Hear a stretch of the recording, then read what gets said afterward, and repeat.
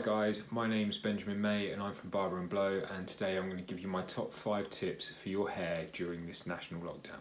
Tip 1. During the first lockdown, David Beckham shaved his head and he posted a picture on social media of him looking absolutely fantastic, as he has done for many years, and it sparked a craze. In this country it was almost impossible to actually purchase clippers, while everyone decided that they wanted to look like David Beckham and shave their own heads. The problem is that David Beckham is David Beckham. So, my first tip, don't shave your head. Tip 2, growing a beard is not a good idea. Now, the reason growing a beard is not a good idea is because when we're at home, as we are at the moment, it's cold outside and we're not able to get out, and we're not able to get sun on our skin, and we're not able to feel physically good like we could do during the first lockdown. If you then grow a beard and it becomes unruly, actually maintaining that beard is really difficult, and getting up every single day and looking at yourself in the mirror and having untidy, unruly facial hair means you're not going to feel good. One of the easiest ways that we're going to be able to get through this is by doing things that make us feel good. Part of that is looking good. So my advice is don't grow a beard, keep your facial hair short and simple, clipper it, have a wet shave like I do. I have a wet shave once a week. Grow a moustache if you can grow a moustache, fantastic idea.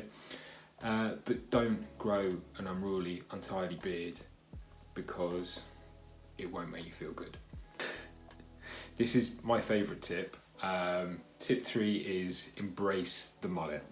Now, if you are fortunate like myself and you can clipper the back and sides of your hair, great. If you can't, my advice to you is to just clipper the sides here and here.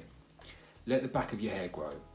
You know, this is the first opportunity that we had probably since Pat Sharp, where, and you could even question that Pat Sharp's mullet wasn't cool, however, we won't go into that today.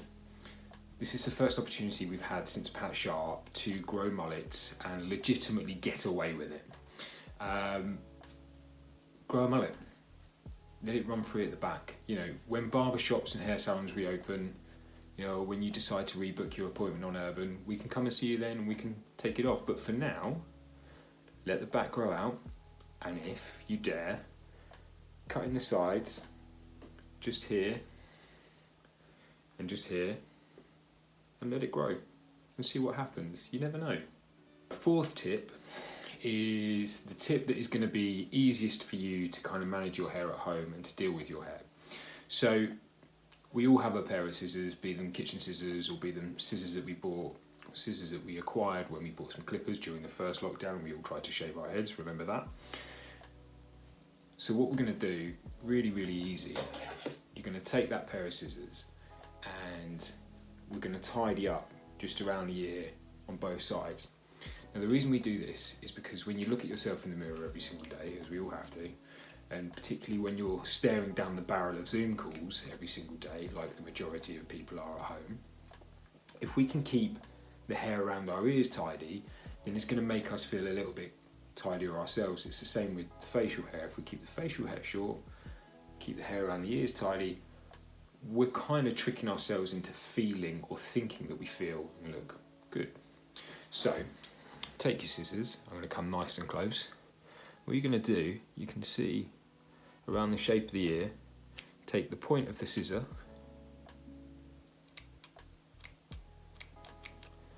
and you just trace the shape of the ear. Now, my advice would be to get a housemate or a partner or a child perhaps. Worst comes to worst, if your cats have grown opposable thumbs during this period of time, maybe get one of those. But take the scissors,